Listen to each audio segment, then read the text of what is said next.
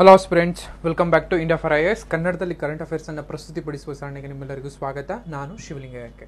So ನಾವು ಇವತ್ತು discuss ಮಾಡೋದಕ್ಕೆ ಅಂತ ಹೊರಟಿರೋ ಟಾಪಿಕ್ ಬಂದು ಒಂದು ರಾಷ್ಟ್ರ ಒಂದು ಚುನಾವಣೆ ಅಥವಾ ಒನ್ ನೇಷನ್ ಒನ್ ಎಲೆಕ್ಷನ್ ಅಂತ ಏನೋ ಒಂದು ಕಾನ್ಸೆಪ್ಟ್ ಇದೆ. ಇತ್ತೀಚೆಗೆ ನಿಮಗೆಲ್ಲ ಗೊತ್ತಿರೋ ಹಾಗೇನೆ ಒನ್ ಕಾನ್ಸೆಪ್ಟನ್ನು ಒಂದು ಸಮಿತಿ ಇತ್ತು, ಒಂದು ಸಮಿತಿಯನ್ನು ಫಾರ್ಮ್ ಮಾಡಿದ್ರು. ಅದಕ್ಕೆ ರಾಷ್ಟ್ರಪತಿ ಆದಂತಹ ರಾಮನಾಥ್ ಕೋವಿಂದ್ ಅವರು ಅದಕ್ಕೆ ಆ ಸಮಿತಿಯ ಒಂದು ಅಧ್ಯಕ್ಷತೆಯನ್ನು ವಹಿಸಿದ್ರು. ಅವರು ಇತ್ತೀಚೆಗೆ ರಾಷ್ಟ್ರಪತಿಯವರಿಗೆ ಅವರ ಒಂದು ಸಮಿತಿಯ ರೆಕಮೆಂಡೇಶನ್ಸ್ನ ರಿಪೋರ್ಟನ್ನು ಸಬ್ಮಿಟ್ ಮಾಡಿದ್ದಾರೆ. ಸೊ ಆ ಸುದ್ದಿಯಿಂದಾಗಿ ಈ ಇತ್ತೀಚೆಗೆ ಒನ್ ನೇಷನ್ ಒನ್ ಎಲೆಕ್ಷನ್ ಅಥವಾ ಒಂದು ರಾಷ್ಟ್ರ ಒಂದು ಚುನಾವಣೆ ಅನ್ನುವಂತಹ ಟಾಪಿಕ್ ಸುದ್ದಿನಲ್ಲಿತ್ತು. ಸೊ ಹಾಗಿದ್ರೆ ಒಂದು ನೇಷನ್ ಒಂದು ರಾಷ್ಟ್ರ ಒಂದು ಚುನಾವಣೆ ಅಂದ್ರೆ ಏನು, ಅಥವಾ ಒನ್ ನೇಷನ್ ಒನ್ ಎಲೆಕ್ಷನ್ ಹೇಗೆ ವರ್ಕ್ ಆಗುತ್ತೆ, ಸೊ ಅದರಿಂದ ಏನಾದರೂ ವರ್ಕೌಟ್ ಆಗುತ್ತಾ, ಅಥವಾ ಭಾರತದ ಪ್ರಜಾಪ್ರಭುತ್ವ ವ್ಯವಸ್ಥೆಗೆ ಅದು ಒಳ್ಳೇದಾಗ್ತಾ ಇದೆಯಾ ಅಥವಾ ಅದರಿಂದ ಕೆಟ್ಟದಾಗುತ್ತೆ? ಒಳ್ಳೇದಾಗೋಗಿದ್ರೆ ಯಾಕೆ ಕೆಲವು ರಾಜ್ಯಗಳು ಅದಕ್ಕೆ ತಕರಾರನ್ನು ಎತ್ತುತ್ತಾ ಇದ್ದಾವೆ? ರಾಜ್ಯಗಳಲ್ಲದಷ್ಟೇ ಕೂಡ ಕೆಲವು ಬುದ್ಧಿಜೀವಿಗಳು ಅಥವಾ ಸಂವಿಧಾನ ರಕ್ಷಕರು ಕೂಡ ಏನನ್ನಂತ ಕರಿಬಹುದು, ಅವರು ಕೂಡ ಅದಕ್ಕೆ ಇಂತಹ ಕಾನ್ಸೆಪ್ಟ್ ಒಳ್ಳೇದಲ್ಲ ಅಂತ ಹೇಳ್ತಿದ್ದಾರೆ. ಸೊ ಹಾಗಿದ್ರೆ ಯಾಕೆ ಅದಕ್ಕೆ ಇಂಡಿಯನ್ ಸಿಸ್ಟಮ್ಗೆ ಹೋಗೋದಿಲ್ಲ? ಈ ರೀತಿಯಾಗಿ ಎಲ್ಲವನ್ನು ಕೂಡ ನಾವು ಈ ವಿಡಿಯೋದಲ್ಲಿ ತಿಳ್ಕೊಳ್ಳೋಣ. ಹಾಗಾದ್ರೆ ಒಂದು ರಾಷ್ಟ್ರ ಒಂದು ಚುನಾವಣೆ ಅನ್ನೋ ಕಾನ್ಸೆಪ್ಟ್ ಏನು, ಅಂದ್ರೆ ಒನ್ ನೇಷನ್ ಒನ್ ಎಲೆಕ್ಷನ್ ಅನ್ನೋ ಕಾನ್ಸೆಪ್ಟ್ ಏನಂತ ನೋಡಿದ್ರೆ, ಅದಕ್ಕೆ ನೋಡೋಕೆ ಮುಂಚೆ ನಿಮಗೆಲ್ಲ ಗೊತ್ತಿದ್ದ ಹಾಗೆ ಯಾವೆಲ್ಲ ರಾಷ್ಟ್ರಗಳು ಡೆಮೋಕ್ರಸಿ ಅನ್ನೋ ಒಂದು ಸಿಸ್ಟಮ್ನ ಫಾಲೋ ಮಾಡ್ತಾ ಇರ್ತಾರೆ, ಆ ಎಲ್ಲ ರಾಷ್ಟ್ರಗಳು ಒಂದು ನಿರ್ದಿಷ್ಟ ಅವಧಿಗೆ ಒಂದು ಎಲೆಕ್ಷನ್ ಅನ್ನು ಅಥವಾ ಚುನಾವಣೆಯನ್ನು ಕಂಡಕ್ಟ್ ಮಾಡ್ತಾ ಇರ್ತಾರೆ. ಅಂದ್ರೆ ಅದು 4 ವರ್ಷ ಆಗಿರ್ಬೋದು, 5 ವರ್ಷ ಆಗಿರ್ಬೋದು, ಅಥವಾ 6 ವರ್ಷಕ್ಕಾಗಿರ್ಬೋದು. ನಿರ್ದಿಷ್ಟ ಅವಧಿಗೆ ಪ್ರತಿಯೊಂದು ಯಾವೆಲ್ಲ ಡೆಮೋಕ್ರಸಿಯನ್ನು ಫಾಲೋ ಮಾಡುವಂಥ ರಾಷ್ಟ್ರಗಳು ಒಂದು ನಿರ್ದಿಷ್ಟ ಅವಧಿಗೆ ಎಲೆಕ್ಷನ್ನ ಕಂಡಕ್ಟ್ ಮಾಡ್ತಾ ಇರ್ತವೆ. ಸೊ ಅದು ನ್ಯಾಷನಲ್ ಲೆವೆಲಲ್ಲಿ. ಅದೇ ರೀತಿ ಪ್ರಾಂತೀಯವಾರು ಅಥವಾ ಸ್ಟೇಟ್ ವೈಸ್ ಬಂದಾಗ, ಫಾರ್ ಎಕ್ಸಾಂಪಲ್ ನೀವು ಭಾರತವನ್ನೇ ತೆಗೆದುಕೊಳ್ಳೋದಾದ್ರೆ, ರಾಷ್ಟ್ರ ಮಟ್ಟದಲ್ಲಿ ನೋಡೋದಾದ್ರೆ ಲೋಕಸಭಾ ಚುನಾವಣೆ ಅಂತ ಕರಿತೀವಿ. ಅದೇ ರೀತಿ ರಾಜ್ಯವಾರು ಬಂದಾಗ ರಾಜ್ಯ ವಿಧಾನಸಭಾ ಚುನಾವಣೆಗಳು ಅಂತ ಕರಿತೀವಿ. ಸೊ ಈ ರೀತಿಯಲ್ಲಿ ಒಂದು ಅವಧಿಗೆ ಲೋಕಸಭಾ ಚುನಾವಣೆಗಳು ನಡೆದಾಗ ಇನ್ನೊಂದು ಅವಧಿಗೆ ರಾಜ್ಯ ವಿಧಾನಸಭಾ ಚುನಾವಣೆಗಳು ನಡೆಯುತ್ತೆ. ಸೊ ಎರಡೂ ಚುನಾವಣೆಗಳನ್ನ ಏಕಕಾಲದಲ್ಲಿ ನಡೆಸುವಂತಹ ಒಂದು ಪರಿಕಲ್ಪನೆಯನ್ನ ಒಂದು ರಾಷ್ಟ್ರ ಒಂದು ಚುನಾವಣೆ ಅಂತ ಕರಿತೀವಿ. ಹಾಗಾದ್ರೆ ಏನು ಅಂದ್ರೆ, ಈಗ ಸದ್ಯಕ್ಕೆ ನಿಮ್ಗೆಲ್ಲ ಗೊತ್ತಿದ್ದಂಗೆ ಈ ಏಪ್ರಿಲ್ ಇಂದ ರಾಷ್ಟ್ರದಲ್ಲಿ ಲೋಕಸಭಾ ಚುನಾವಣೆಗಳು ನಡೀತಾ ಇದೆ. ಫಾರ್ ಎಕ್ಸಾಂಪಲ್, ಇದೇ ಚುನಾವಣೆ, ಈ ಲೋಕಸಭಾ ಚುನಾವಣೆಗಳ ಜೊತೆಗೇನೆ ರಾಜ್ಯಗಳದ್ದು ವಿಧಾನಸಭಾ ಚುನಾವಣೆಗಳನ್ನ ಏಕಕಾಲದಲ್ಲಿ ಲೋಕಸಭೆ ಮತ್ತು ರಾಜ್ಯ ವಿಧಾನಸಭೆಗಳಿಗೆ ಚುನಾವಣೆಯನ್ನ ನಡೆಸೋದನ್ನ ಒಂದು ರಾಷ್ಟ್ರ ಒಂದು ಚುನಾವಣೆ ಅಂತ ಕರೀತಾರೆ. ಸೊ ಈ ಕಾನ್ಸೆಪ್ಟ್ ನಮಗೆ ಹೊಸದಾ, ಇದಕ್ಕೆ ಮುಂಚೆ ಇರ್ಲಿಲ್ವಾ ಅಂತ ನೋಡೋದಾದ್ರೆ, ಖಂಡಿತ ಇಂಡಿಯಾದಲ್ಲಿ ಇತ್ತು. ಇಂಡಿಯಾದಲ್ಲಿ ಇದಕ್ಕೆ ಮುಂಚೆ ಅಂದ್ರೆ ಸ್ವತಂತ್ರ ಬಂದಾಗ 1951-52 ಫಸ್ಟ್ ಟೈಮ್ ಅಂದ್ರೆ ಫಸ್ಟ್ ಟೈಮ್ ನಮಗೆ ಚುನಾವಣೆಗಳು ನಡೀತವೆ. ಆ ಚುನಾವಣೆ ನಡೆದ ಸಂದರ್ಭದಲ್ಲಿ ರಾಜ್ಯದ ವಿಧಾನಸಭೆಗಳಿಗೆ ಮತ್ತು ಲೋಕಸಭಾ ಚುನಾವಣೆಗಳು ಕೂಡ ಏಕಕಾಲದಲ್ಲಿ ನಡೆಯುತ್ತೆ. ಸೊ 1957 ಆಗಿರ್ಬೋದು, 62 ಆಗಿರ್ಬೋದು, 67 ಆಗಿರ್ಬೋದು, ಈ 3 ಚುನಾವಣೆಗಳಲ್ಲಿ ಸಾರ್ವತ್ರಿಕವಾಗಿ ಒಂದು ರಾಷ್ಟ್ರ ಒಂದು ಚುನಾವಣೆ ಏನ್ ಕಾನ್ಸೆಪ್ಟ್ ಇದೆ, ಅದೇ ರೀತಿಯಲ್ಲಿ ಲೋಕಸಭೆಗೆ ಮತ್ತು ರಾಜ್ಯ ವಿಧಾನಸಭೆಗಳಿಗೆ ಚುನಾವಣೆ ಏಕಕಾಲವಾಗಿ ನಡೆಯುತ್ತೆ. ಬಟ್ 1970ರಲ್ಲಿ ಅತಂತ್ರ ಲೋಕಸಭಾ ಚುನಾವಣೆಗಳ ಕೆಲವು ಸಲ ಏನಾಗುತ್ತೆ, ಆಗಿನ ಸರ್ಕಾರ ಬಿದ್ದೋಗುತ್ತೆ. ಸೊ ಆ ಸರ್ಕಾರ ಬಿದ್ದೋದ್ಮೇಲೆ ಈ ಏಕಕಾಲದಲ್ಲಿ ನಡೀತಿದ್ದಂಥ ಚುನಾವಣೆ ಕಾನ್ಸೆಪ್ಟ್ ಅಲ್ಲಿಗೆ ಮುರಿದು ಬೀಳುತ್ತೆ. ಆ ನಂತರದಲ್ಲಿ ರಾಜ್ಯಗಳಿಗೆ ಬೇರೆ ಬೇರೆ ಸಮಯದಲ್ಲಿ ಶುರು ಆಗುತ್ತೆ ಅಂಡ್ ಲೋಕಸಭೆಗೆ ಬೇರೆ ಬೇರೆನಲ್ಲಿ ನಡೆಯುತ್ತೆ. ಸೊ ಇದಿಷ್ಟು ಇತಿಹಾಸ. ಸೊ ಭಾರತದಲ್ಲಿ ಇದಕ್ಕೆ ಮುಂಚೆ ಲೋಕಸಭಾ ಮತ್ತು ರಾಜ್ಯಸಭಾಗಳಿಗೆ ಏಕಕಾಲದಲ್ಲಿ ಚುನಾವಣೆಯನ್ನ ಮಾಡ್ತಾ ಇದ್ರು.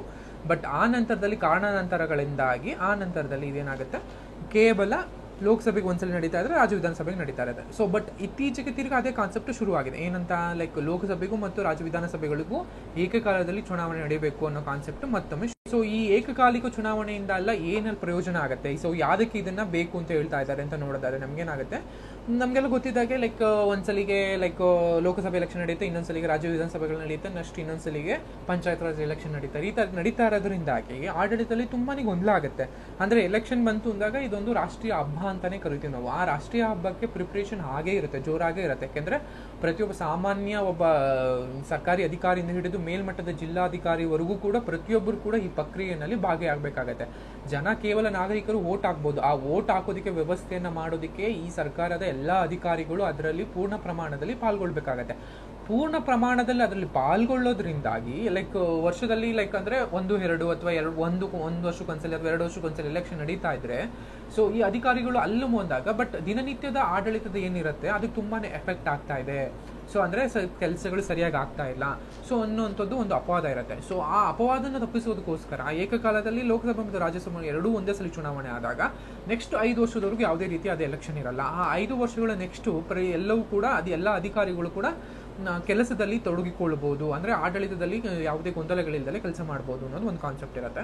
ಅದ್ರ ಜೊತೆಗೆ ಮಾಡೆಲ್ ಕೋಡ್ ಆಫ್ ಕಂಡಕ್ಟ್ ಅಂತ ಕರಿತೀವಿ, ಅಥವಾ ಮಾದರಿ ನೀತಿ ಸಂಹಿತೆ ಅಂತ ಕರಿತೀವಿ. ಒಂದ್ಸಲಿ ಎಲೆಕ್ಷನ್ ಅನೌನ್ಸ್ ಆಯಿತು ಅಂದ್ರೆ ರಾಜ್ಯಸಭೆ ಆಗಿರ್ಬೋದು ಅಥವಾ ವಿಧಾನಸಭೆಗಾಗಿರ್ಬೋದು, ಒಂದು ಸಲ ಮಾಡೆಲ್ ಕೋಡ್ ಆಫ್ ಕಂಡಕ್ಟ್ ಆದಾಗ ಯಾವುದೇ ರೀತಿಯಾದಂತಹ ಘೋಷಣೆಗಳಾಗಿರ್ಬೋದು ಅಥವಾ ಬೇರೆ ಒಂದು ಕೆಲಸಗಳಿಗೆ ಕಾರ್ಯಗಳಿಗೆಲ್ಲ ಕೂಡ ತುಂಬಾನೇ ಅಡ್ಡಿ ಆಗುತ್ತೆ. ಸೊ ಈ ಅಡ್ಡಿ ಆಗೋದ್ರಿಂದಾಗಿ ನೇರವಾಗಿ ಆಡಳಿತದ ಮೇಲೆ, ನೇರವಾಗಿ ಮತ್ತು ಪರೋಕ್ಷವಾಗಿ ಎರಡೂ ಕೂಡ ಆಡಳಿತದ ಮೇಲೆ ಪರಿಣಾಮ ಬೀರುತ್ತೆ. ಸೊ ಅದನ್ನು ತಪ್ಪಿಸೋದಕ್ಕೂ ಕೂಡ ಏಕಕಾಲಿಕ ಚುನಾವಣೆ ತುಂಬಾ ಇದಾಗಿದೆ ಅಂತ ಹೇಳ್ತಾರೆ. ಅದೇ ರೀತಿಯಲ್ಲಿ ರಾಜಕೀಯದಲ್ಲಿ ಆಗುವಂತಹ ಭ್ರಷ್ಟಾಚಾರಗಳು, ಪದೇ ಪದೇ ಚುನಾವಣೆಗಳು ನಡೀತಾ ಇರೋದ್ರಿಂದಾಗಿ ಆ ಚುನಾವಣೆಗಳ ಪಕ್ಷಗಳಿಗೆ ಒಂದಷ್ಟು ಹಣ ಬೇಕಿರುತ್ತೆ. ಸೊ ಹಣಕ್ಕೋಸ್ಕರ ಭ್ರಷ್ಟಾಚಾರಕ್ಕೆ ಅಥವಾ ಬೇರೆ ಒಂದು ಮತ್ತೊಂದಕ್ಕೆ ಮುಂದಾಗ್ತಾ ಹೋಗ್ತಾರೆ. ಸೊ ಇದನ್ನೆಲ್ಲ ತಡೆಗಟ್ಟೋದಕ್ಕೆ ಏಕಕಾಲಿಕ ಚುನಾವಣೆ ತುಂಬಾ ಒಳ್ಳೆಯದಾಗುತ್ತೆ.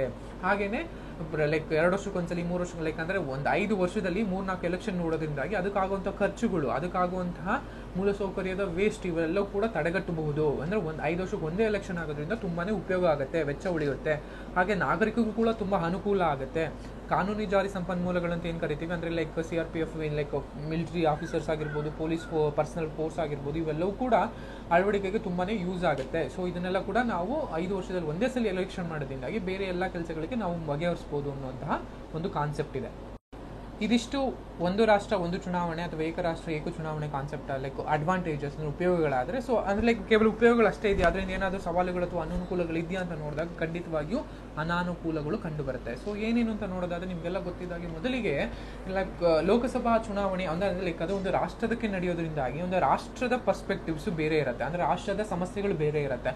ಅದೇ ರಾಜ್ಯಗಳಿಗೆ ಬಂದಾಗ ರಾಜ್ಯದ ಸಮಸ್ಯೆಗಳು ಬೇರೆ ಇರುತ್ತೆ. ಯಾವಾಗಲೂ ರಾಷ್ಟ್ರದ ಇಂಟರ್ನ್ಯಾಷನಲ್ ಅಫೇರ್ಸ್ ಆಗಿರ್ಬೋದು, ಗಡಿ ವ್ಯವಸ್ಥೆ ಆಗಿರ್ಬೋದು, ಅಥವಾ ಹಣದುಬ್ಬರ ಆಗಿರ್ಬೋದು, ಅಥವಾ ನಿರುದ್ಯೋಗ ಆಗಿರ್ಬೋದು, ಅಥವಾ ಸಮಥಿಂಗ್ ಈ ರೀತಿಯಾದಂತಹ ಮೇಲ್ಮಟ್ಟದ ಸಮಸ್ಯೆಗಳನ್ನು ನಾವು ರಾಷ್ಟ್ರ ಮಟ್ಟದಲ್ಲಿ ಕಾಣೋದಕ್ಕೆ ಬಯಸ್ತೀವಿ. ಅದೇ ರಾಜ್ಯಗಳಿಗೆ ಬಂದಾಗ ಆರೋಗ್ಯ ಆಗಿರ್ಬೋದು, ಶಿಕ್ಷಣ ಆಗಿರ್ಬೋದು, ನೆಲ, ನುಡಿ, ಭಾಷೆ, ಸಂಸ್ಕೃತಿ, ಅಥವಾ ಇಲ್ಲಿಗೆ ಒಂದು ಸಣ್ಣ ಪುಟ್ಟ ಸಮಸ್ಯೆಗಳು, ಇವನ್ನ ನಾವು ಮೊದಲಿಗೆ ಗಮನ ಕೊಡ್ತೀವಿ. ಸೊ ಬಟ್ ರಾಜ್ಯಕ್ಕೂ ಮತ್ತು ರಾಷ್ಟ್ರಕ್ಕೂ ಎರಡಕ್ಕೂ ಒಂದೇ ಸಮಯದಲ್ಲಿ ಎಲೆಕ್ಷನ್ ನಡೆದಾಗ ಏನಾಗುತ್ತೆ, ರಾಷ್ಟ್ರದ ಇಂಪಾರ್ಟೆನ್ಸ್ಗಳೇ ರಾಜ್ಯಕ್ಕೆ ಇಂಪಾರ್ಟೆನ್ಸ್ ಆಗ್ಬೋದು, ಅಥವಾ ರಾಜ್ಯದ ಇಂಪಾರ್ಟೆನ್ಸ್ಗಳು ರಾಷ್ಟ್ರದ ಇಂಪಾರ್ಟೆನ್ಸ್ಗಳಾಗಿರ್ಬೋದು. ಅವಾಗ ಹೀಗಾದಾಗ ರಾಷ್ಟ್ರದ ಇಂಪಾರ್ಟೆನ್ಸ್ ಬಂದು ರಾಜ್ಯಕ್ಕೆ ಇಂಪಾರ್ಟೆನ್ಸ್ ಆದರೆ ರಾಜ್ಯದ ಸಮಸ್ಯೆಗಳು ಮೂಲ ಗುಂಪಾಗತ್ತೆ. ಸೊ ಆ ಭರದಲ್ಲಿ ರಾಷ್ಟ್ರದ ಒಂದು ಗಡಿ ವ್ಯವಸ್ಥೆ ಏನೋ ಸಮಸ್ಯೆಯಿಂದಾಗೋ ಅಥವಾ ಮತ್ತೊಂದು ಭರದಲ್ಲಿ ಏನ್ ಮಾಡ್ತೀವಿ ನಾವು, ಒಂದೇ ಪಕ್ಷಕ್ಕೆ ವೋಟ್ ಹಾಕ್ಬೋದು. ಹಾಕಿದಾಗ ರಾಜ್ಯಗಳ ಸಮಸ್ಯೆಗಳನ್ನ ಮೂಲ ಗುಂಪು ಮಾಡೋದಾಗತ್ತೆ. ನೆಕ್ಸ್ಟ್ 5 ವರ್ಷದವರೆಗೂ ನಾವು ಯಾವುದೇ ರೀತಿಯಾದಂತಹ ಒಂದು ಸಮಸ್ಯೆಗೆ ಪರಿಹಾರವನ್ನು ಕಂಡುಕೊಳ್ಳೋದಕ್ಕೆ ಸಾಧ್ಯ ಆಗೋದಿಲ್ಲ. ಸೊ ಅದರಿಂದಾಗಿ ರಾಷ್ಟ್ರ ಚುನಾವಣೆ, ರಾಜ್ಯ ಚುನಾವಣೆ ಎರಡೂ ಕೂಡ ಸಪ್ರೇಟ್ ಆಗಿ ನಡೀಬೇಕು. ಯಾಕಂದ್ರೆ ಎರಡೂ ಕೂಡ ಕಾನ್ಸೆಪ್ಟ್ ಅಥವಾ ಎರಡೂ ಕೂಡ ಏನೋ ಒಂದು ಸಮಸ್ಯೆ ಆಗಿರ್ಬೋದು ಅಥವಾ ಎರಡೂ ಒಂದು ಧ್ಯೇಯಗಳಾಗಿರ್ಬೋದು, ಗುರಿಗಳಾಗಿರ್ಬೋದು, ಬೇರೆ ಬೇರೆ ಇರುತ್ತೆ. ಸೊ ಆ ದೃಷ್ಟಿಯಿಂದಾಗಿ ಎರಡಕ್ಕೂ ಬೇರೆ ಸಮಯದಲ್ಲೇ ಎಲೆಕ್ಷನ್ ಆಗಬೇಕು ಅನ್ನುವಂಥದ್ದು ಕೆಲವರು ವಾದ ಮಾಡುವಂಥದ್ದು. ಇನ್ನು ಸಾಂವಿಧಾನಿಕವಾಗಿ ಒಂದಷ್ಟು ಅಡಚಣೆಗಳಿರ್ತವೆ, ಅಂದ್ರೆ ಒಂದಷ್ಟು ತಿದ್ದುಪಡಿಗಳನ್ನ ತರಬೇಕಾಗತ್ತೆ. ಯಾಕಂದ್ರೆ ಅದರಲ್ಲೇ ಆದಂತಹ ಸಂವಿಧಾನದಲ್ಲಿ ಒಂದಷ್ಟು ಫೆಡರಲ್ ವ್ಯವಸ್ಥೆ ಆಗಿರ್ಬೋದು ಅಥವಾ ಸಂಯುಕ್ತ ವ್ಯವಸ್ಥೆ ಅಂತ ಕರಿತೀವಿ, ಇವೆಲ್ಲ ಕಾನ್ಸೆಪ್ಟ್ಗಳಿದೆ. ಸೊ ಇದಕ್ಕೆಲ್ಲವನ್ನು ತಿದ್ದುಪಡಿ ತಂದು ನೀವು ಏಕಕಾಲದಲ್ಲಿ ಚುನಾವಣೆ ನಡೆಸೋದಕ್ಕೆ ಒಂದಷ್ಟು ತಿದ್ದುಪಡಿಗಳನ್ನ ತರಬೇಕಾಗತ್ತೆ. ಅಂದ್ರೆ ಸಾಂವಿಧಾನಿಕವಾಗಿ ಒಂದಷ್ಟು ತಿದ್ದುಪಡಿಗಳನ್ನ ತರಬೇಕಾಗತ್ತೆ. ಅಂಡ್ ಲಾಜಿಸ್ಟಿಕ್ ಸವಾಲುಗಳಂತ ಕರಿತೀವಿ. ಅಂದ್ರೆ 140 ಕೋಟಿ ಜನಸಂಖ್ಯೆಯನ್ನು ಹೊಂದಿರುವ ಈ ದೇಶದಲ್ಲಿ ಅಷ್ಟು ಜನಕ್ಕೂ ಒಂದೇ ಸಲ ಲೋಕಸಭೆ ಮತ್ತು ರಾಜ್ಯಸಭೆ ಚುನಾವಣೆಗಳು ಮಾಡಬೇಕು ಅಂದ್ರೆ ಅದಕ್ಕೆ ಬೇಕಾದಂತಹ ವಿವಿಪ್ಯಾಡ್ಗಳು, ಯಾಕಂದ್ರೆ ಒಂದೇ ವಿವಿಪ್ಯಾಡ್ ಅಲ್ಲಿ ಎರಡೂ ನಡೆಸೋದಕ್ಕಾಗಲ್ಲ. ಅಂದ್ರೆ ಎರಡು ವಿವಿಪ್ಯಾಡ್ಗಳು ಬೇಕಾಗುತ್ತೆ, ಅಂದ್ರೆ ಒಂದು ಲೋಕಸಭೆಗೆ, ಒಂದು ರಾಜ್ಯ ವಿಧಾನಸಭೆಗೆ. ಸೊ ಹೀಗಿದ್ದಾಗ ಈಗ ಎಷ್ಟು ನಡೆಸ್ತಾ ಇದೀವಿ ಅದಕ್ಕೆ ಡಬಲ್ ಅಷ್ಟು ಎಲ್ಲವೂ ಬೇಕಾಗುತ್ತೆ. ಅಂದ್ರೆ ಮಿಷಿನ್ ಇಂದ ಹಿಡಿದು ವಿವಿಪ್ಯಾಡ್ ಇಂದ ಹಿಡಿದು ಪ್ರತಿಯೊಂದು ಕೂಡ ಎಲ್ಲವೂ ಕೂಡ ಡಬಲ್ ಆಗಬೇಕಾಗುತ್ತೆ. ಅಷ್ಟು ನಮ್ಮಲ್ಲಿ ಸದ್ಯಕ್ಕೆ ಈಗ ವ್ಯವಸ್ಥೆ ಆಗುತ್ತಾ, ಅಷ್ಟನ್ನು ಹೇಗೆ ಸಾಗಿಸ್ತೀರಾ, ಅಷ್ಟನ್ನು ಹೇಗೆ ಖರ್ಚು ಮಾಡ್ತೀರಿ, ಈ ರೀತಿಯಾದಂಥ ಒಂದಷ್ಟು ಸಮಸ್ಯೆಗಳು ಇರ್ತವೆ. ಅಂಡ್ ಈ ಎಲೆಕ್ಷನ್ ಆಗೋದ್ರಿಂದಾನೇ ತುಂಬಾ ಒಳ್ಳೇದಾಗುತ್ತೆ ಅನ್ನೋರು ಕೂಡ ಕೆಲವರು ವಾದ ಮಾಡ್ತಾರೆ. ಯಾಕಂದ್ರೆ ಎಲೆಕ್ಷನ್ ಪದೇ ಎಲೆಕ್ಷನ್ ಇರೋದ್ರಿಂದ ನಿನಗೆ ಇಷ್ಟ ಇಲ್ವಾ, ನಿನಗೆ ಕೆಲಸ ಮಾಡ್ತಾ ಇಲ್ವಾ ಅಂತವ್ರನ್ನ ಎಲೆಕ್ಷನ್ ಅಧಿಕಾರದಿಂದ ಕೆಳಗಿಳಿಸಬಹುದು, ಅಥವಾ ಅಧಿಕಾರದಿಂದ ಅವ್ರು ಕೆಳಗಿಳಿದ ಮೇಲೆ ಬೇರೆ ಪಕ್ಷಗಳಿಗೆ ನಾವು ವೋಟ್ ಹಾಕ್ಬೋದು. ಸೊ ಆ ರೀತಿನಲ್ಲೂ ಕೂಡ ಕೆಲವರು ಚರ್ಚೆ ಮಾಡೋರು ಇರ್ತಾರೆ. ಅಂದ್ರೆ ಪುನರಾವರ್ತಿ ಆಗಂತ ಚುನಾವಣೆಗಳು ಪ್ರಜಾಪ್ರಭುತ್ವಕ್ಕೆ ತುಂಬಾನೇ ಒಳ್ಳೆಯದು, ಸೊ ಅವಿರಬೇಕು ಅಂತಾನು ಕೂಡ ಹೇಳ್ತಾರೆ. ಹಾಗೆಯೇ ಕಾನೂನಾತ್ಮಕವೂ ಕೂಡ ಒಂದಷ್ಟು ಕಾಳಜಿಗಳು ವ್ಯಕ್ತಪಡಿಸಿದವೆ. ಇವೆಲ್ಲವನ್ನು ಸರಿಪಡಿಸಿದಾಗ ಮಾತ್ರ ಒಂದು ನೇಷನ್ ಒನ್ ಎಲೆಕ್ಷನ್ ಯಶಸ್ವಿ ಆಗ್ಬೋದು ಅಂತ ನಾವೆಲ್ಲ ಭಾವಿಸಬಹುದು. ಸೊ ಒಂದಷ್ಟು ಅನುಕೂಲಗಳು ಮತ್ತು ಅನಾನುಕೂಲಗಳು ಎರಡನ್ನೂ ನೋಡಿದೀವಿ. ಹಾಗಿದ್ರೆ ವೇ ಫಾರ್ವರ್ಡ್ ಏನು, ಅದ್ರ ಮುಂದಿನ ದಾರಿ ಏನು ಅಂತ ನೋಡೋದಾದ್ರೆ ಒಮ್ಮತವನ್ನ ನಿರ್ಮಿಸುವಂಥದ್ದು. ಈಗ ಒಂದಷ್ಟು ರಾಜ್ಯಗಳು ಅದಕ್ಕೆ ವಿರೋಧವನ್ನ ವ್ಯಕ್ತಪಡಿಸಿದವೆ. ನಾನು ನಿಮಗೆ ಮೊದಲೇ ಹೇಳಿದಾಗೆ ಲೋಕಸಭೆಯ ಒಂದಷ್ಟು ಸಮಸ್ಯೆಗಳು ಅಥವಾ ಅದರ ಆಳ ಅಗಲಗಳು ಬೇರೆ ಇರುತ್ತೆ. ರಾಜ್ಯಕ್ಕೆ ಬಂದಾಗ ರಾಜ್ಯ ವಿಧಾನಸಭೆಯ ಆಳ ಅಗಲಗಳೇ ಬೇರೆ ಇರ್ತವೆ. ಸೊ ಇವೆರಡನ್ನೂ ಒಟ್ಟಿಗೆ ತರೋದಾದ್ರೆ ಒಂದಷ್ಟು ರಾಜ್ಯಗಳಿಗೆ ಒಂದಷ್ಟು ಸಮಸ್ಯೆಗಳಿದೆ. ಆ ಸಮಸ್ಯೆಗಳು ಏನೇನು, ಅದನ್ನು ಹೇಗೆ ಬಗೆಹರಿಸಬಹುದು, ಈ ರೀತಿಯಾಗಿ ಒಂದು ಒಮ್ಮತದ ನಿರ್ಧಾರವನ್ನ ಆಗ್ಬೇಕಾಗಿರುತ್ತೆ. ಅದ್ರ ಜೊತೆಗೆ ಸಂವಿಧಾನಿಕವಾಗಿ ಒಂದಷ್ಟು ತಿದ್ದುಪಡಿಗಳನ್ನ ಕಾನೂನನ್ನು ತರೋದು ಕೂಡ ಈ ಸಮಸ್ಯೆಗಳಿಗೆ ಪರಿಹಾರನೇ ಅಂತ ಭಾವಿಸ್ಬೋದು. ಮೂಲಸೌಕರ್ಯಗಳಲ್ಲಿ ಹೂಡಿಕೆ ಮಾಡುವಂಥದ್ದು, ಈಗಿರುವಂತಹ ಮೂಲಸೌಕರ್ಯಗಳಲ್ಲಿ ನಾವು ಎರಡೂ ಚುನಾವಣೆಗಳನ್ನು ಏಕಕಾಲದಲ್ಲಿ ನಡೆಸೋದಕ್ಕಾಗೋದಿಲ್ಲ. ಸೊ ಅದರಿಂದಾಗಿ ಒಂದಷ್ಟು ಮೂಲಸೌಕರ್ಯಗಳೇನೇನಿರುತ್ತೆ ಅಥವಾ ಅಂತಾರಾಷ್ಟ್ರೀಯ ಮಟ್ಟದಲ್ಲಿ ಯಾವೆಲ್ಲ ಬೆಸ್ಟ್ ಎಕ್ಸಾಂಪಲ್ ಫಾಲೋ ಮಾಡ್ತಾ ಇದ್ದಾರೆ, ಸೊ ಆ ಮೂಲಕ ನಾವು ಒಂದಷ್ಟು ಜ್ಞಾನ ಭಂಡಾರವನ್ನು ವಿನಿಮಯ ಮಾಡ್ಕೊಳ್ಳುವಂಥದ್ದು, ಆ ರೀತಿಯಾಗಿ ನೋಡುವಂಥದ್ದು. ಅಥವಾ ಈಗ ಫಾರ್ ಎಕ್ಸಾಂಪಲ್ ಇನ್ನೊಂದು ಅನಿಶ್ಚಿತತೆಗಾಗಿ ಕಾನೂನು ಚೌಕಟ್ಟು ಅಂತ ಬಳಸುವಂಥ ಪದ ಅಂತೀವಿ. ಸೊ ಹಾಗಾದ್ರೆ ಏನು ಅಂತ ಕರೆಯುವಂಥದ್ದು, ಫಾರ್ ಎಕ್ಸಾಂಪಲ್ ಈಗ ಎರಡೂ ಚುನಾವಣೆಗಳು ಏಕಕಾಲದಲ್ಲಿ ನಡೆದಿದೆ, ಅಂದರೆ ಲೋಕಸಭೆಗೂ ರಾಜ್ಯಸಭೆಗೂ ಎರಡೂ ಚುನಾವಣೆಗಳು ನಡೆದಿದೆ. ಲೋಕಸಭೆಯಲ್ಲಿ ಒಂದು ಪಕ್ಷಕ್ಕೆ ಬಹುಮತ ಬರದೆ ಒಂದಷ್ಟು ಪಕ್ಷಗಳು ಸೇರಿ ಏನು ಮಾಡಿರ್ತೀವಿ, ಒಕ್ಕೂಟದ ವ್ಯವಸ್ಥೆ, ಒಂದು ಅಂದರೆ ಅಲಯನ್ಸ್ ಥರ ಮಾಡಿಕೊಂಡು ಒಂದು ಪಕ್ಷವನ್ನು ಅಧಿಕಾರವನ್ನು ನಡೆಸ್ತಾ ಇರುತ್ತೆ. ಒಂದಷ್ಟು 2 ವರ್ಷ 3 ವರ್ಷ ಆದಮೇಲೆ ಏನೋ ಒಂದು ಆ ಅಲಯನ್ಸಲ್ಲಿ ಒಂದು ವೈಮನಸ್ಸು ಬರುತ್ತೆ, ಪಕ್ಷ ಸಪೋರ್ಟ್ ಮಾಡಿದ್ದೆಲ್ಲ ಪಕ್ಷಗಳು ವಾಪಸ್ ತಗೋತವೆ. ಸೊ ಅದಕ್ಕೆ ಸರ್ಕಾರ ಬೀಳುತ್ತೆ, ಮತ್ತೊಂದು ಎಲೆಕ್ಷನ್ ನಡೆಯುವಂಥ ಪರಿಸ್ಥಿತಿ ಬರುತ್ತೆ, ಅಂದರೆ 3 ವರ್ಷದಲ್ಲಿ. ಬಟ್ ಈ 28 ರಾಜ್ಯಗಳಲ್ಲೂ ಕೂಡ ಎಲ್ಲ ಸರ್ಕಾರಗಳು ಸುಭದ್ರವಾಗಿ ನಡೀತಾ ಇರುತ್ತೆ. ಸೊ ಹೀಗಾದಾಗ ಈ 2 ವರ್ಷ ಇನ್ನೂ ಮುಂದೆ ಇರುತ್ತೆ, ಅಂದರೆ ರಾಜ್ಯ ಸರ್ಕಾರಗಳಿಗೆ. ಅಂದಾಗ ಈಗೇನು ಮಾಡ್ಬೋದು ಅಂದರೆ 2 ವರ್ಷಕ್ಕಿಂತ ಮುಂಚೆನೇ ಈಗ ಎಲೆಕ್ಷನ್ ರಾಜ್ಯಗಳಲ್ಲೂ ನಡೆಸಬೇಕಾ ಅಂದರೆ 5 ವರ್ಷಕ್ಕೆ ಅಂತ ಕಾನ್ಸೆಪ್ಟ್ ಬಂದಿದೆ. ಈಗ 3 ವರ್ಷಕ್ಕೆ ಕೇಂದ್ರ ಸರ್ಕಾರ ಬಿದ್ದಿದೆ. ಕೇಂದ್ರ ಸರ್ಕಾರ ಬಿದ್ದಾಗ ಈಗ ರಾಜ್ಯ ಸರ್ಕಾರಗಳೆಲ್ಲ ಸುಭದ್ರವಾಗಿದ್ರೂ ಕೂಡ ಈಗ ರಾಜ್ಯ ಸರ್ಕಾರ ಮತ್ತು ಕೇಂದ್ರ ಸರ್ಕಾರಗಳಿಗೆ ಮತ್ತು ಹೊಸದಾಗಿ ಎಲೆಕ್ಷನ್ ಮಾಡಬೇಕಾ, ಹಾಗಿದ್ರೆ ಅದರ ಉಪಯೋಗ ಏನು? ಸೊ ಈ ರೀತಿಯಾದಂಥ ಒಂದಷ್ಟು ಕಾನ್ಸೆಪ್ಟ್ಗಳು ಬರುತ್ತೆ. ಸೊ ಹಂಗಿದ್ದಾಗ ಏನಾಗ್ಬೋದು, ಅಕಸ್ಮಾತ್ ಕೇಂದ್ರದಲ್ಲಿ 5 ವರ್ಷ ಸುಭದ್ರವಾಗಿ ನಡೆಯಿರ್ಬೋದು, ಬಟ್ ಒಂದು ರಾಜ್ಯದಲ್ಲಿ ಯಾವುದೋ ಒಂದು ಪಕ್ಷಭೇದದಿಂದಾಗೋ ಅಥವಾ ಒಂದು ಪಕ್ಷಪಾತದಿಂದಾಗೋ ಸಮಥಿಂಗ್ ಏನೋ ಒಂದು ಇದಾಗಿ ಏನಾಗುತ್ತೆ, ಒಂದು ಸರ್ಕಾರ ಬಿದ್ದು ಹೋಗುತ್ತೆ ರಾಜ್ಯ ಸರ್ಕಾರ. ಈಗ ರಾಜ್ಯ ಸರ್ಕಾರ ಯಾವುದೋ ಒಂದು ರಾಜ್ಯ ಸರ್ಕಾರದಲ್ಲಿ ಒಂದು ಸರ್ಕಾರ ಬಿದ್ದು ಹೋದರೆ ಇಡೀ ಎಲ್ಲ ರಾಷ್ಟ್ರಕ್ಕೂ ಎಲ್ಲ ರಾಜ್ಯಗಳಿಗೂ ಮತ್ತು ಲೋಕಸಭೆಗೆ ಇನ್ನೊಂದ್ಸಲ ಎಲೆಕ್ಷನ್ ಮಾಡಬೇಕಾ, ಅಥವಾ ಈ ರಾಜ್ಯಸಭೆ ಎಲೆಕ್ಷನ್ ಬಿದ್ದೋದು ಸರ್ಕಾರ ಬಿದ್ದ ರಾಜ್ಯದಲ್ಲಿ ರಾಷ್ಟ್ರಪತಿ ಆಳ್ವಿಕೆಯನ್ನು ಹೇರಬೇಕಾ? ಸೊ ಈ ರೀತಿಯಾಗಿ ಒಂದಷ್ಟು ಜಿಜ್ಞಾಸೆಗಳು ಅಂತ ಕರಿತೀವಿ, ಅಥವಾ ಕಾನೂನು ಚೌಕಟ್ಟಿನಲ್ಲಿ ಒಂದಷ್ಟು ಅನಿಶ್ಚಯತೆಗಳು ಅಂತ ಕರಿತೀವಿ, ಇವೆಲ್ಲ ಇದೆ. ಸೊ ಇದನ್ನೆಲ್ಲವೂ ಕೂಡ ಬಗೆಹರಿಸ್ಕೊಂಡು ಏನಿದಕ್ಕೆ ಒಂದು ಕಾನೂನು, ಒಂದು ಲೀಗಲ್ ಫ್ರೇಮ್ ವರ್ಕ್ ಅನ್ನು ಕೊಡೋದ್ರ ಮೂಲಕ ಇದಕ್ಕೊಂದಷ್ಟು ಮುಂದಿನ ದಾರಿಯಾಗಿ ಒಂದು ವೇ ಫಾರ್ವರ್ಡ್ ಆಗಿ ನೋಡ್ಬೋದಾಗಿರುತ್ತೆ. ಅದ್ರ ಜೊತೆಗೆ ಜಾಗೃತಿ ಮತ್ತು ಮತದಾರರ ಶಿಕ್ಷಣ ಮುಖ್ಯವಾಗಿ ಇದು ಬೇಕಾಗಿರುವಂಥದ್ದು.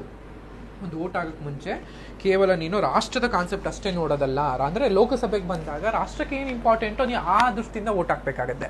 ಒಂದು ರಾಜ್ಯಕ್ಕೆ ಬಂದಾಗ ರಾಜ್ಯಕ್ಕೆ ಏನು ಇಂಪಾರ್ಟೆಂಟೋ ಆ ದೃಷ್ಟಿಯಿಂದ ವೋಟ್ ಹಾಕಬೇಕಾಗುತ್ತೆ. ಸೊ ಈ ಎರಡನ್ನೂ ಕೂಡ ಮತದಾರರಲ್ಲಿ ಫಸ್ಟು ಶಿಕ್ಷಣವನ್ನು, ಜಾಗೃತಿಯನ್ನು ಕೊಡಬೇಕಾಗತ್ತೆ. ಆ ನಂತರದಲ್ಲೇ ಇದ್ರ ಮೂಲಕ ನಾವು ಎಲೆಕ್ಷನ್ ಮಾಡ್ಬೋದಾಗಿರುತ್ತೆ. ಸೊ ಇದಿಷ್ಟು ಒಂದು ರಾಷ್ಟ್ರ ಒಂದು ಚುನಾವಣೆ ಕಾನ್ಸೆಪ್ಟನ್ನು ಒಂದಷ್ಟು ಸವಿವರವಾದಂಥ ಮಾಹಿತಿ. ಈ ಮಾಹಿತಿ ನಿಮ್ಗೆ ಇಷ್ಟ ಆಗಿದೆ ಅಂತ ಭಾವಿಸ್ತಾ ಈ ವಿಡಿಯೋನ ಇಲ್ಲಿಗೆ ಎಂಡ್ ಮಾಡ್ತಾ ಇದ್ದೀನಿ. Thank you.